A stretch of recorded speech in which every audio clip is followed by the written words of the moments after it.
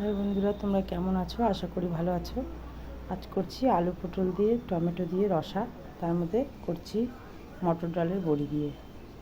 যে মশলা করে নেবো, আদা জিরা লঙ্কা। দেখতে থাকো তোমরা রেসিপিটা। কড়াই তেল দিয়ে দিচ্ছি, এখন বড়িগুলো ভেজে নেব।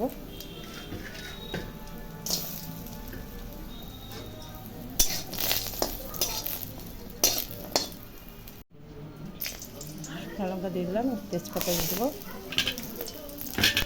জিরা ফোড়ন দিলাম। এখন আলু পটলেরটা লবণ দিয়ে দিচ্ছি, দিলাম।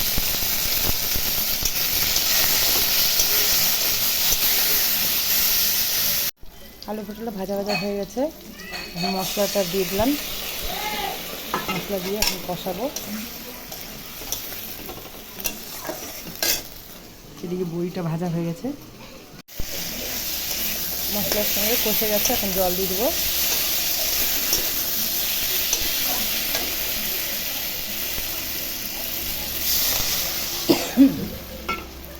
ওটার জন্য একটু অপেক্ষা করবো, তারপরে বড়িগুলো দিয়ে দেবো।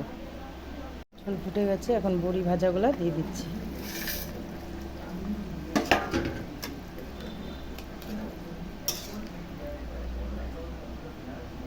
আর একটু হতে দেবো।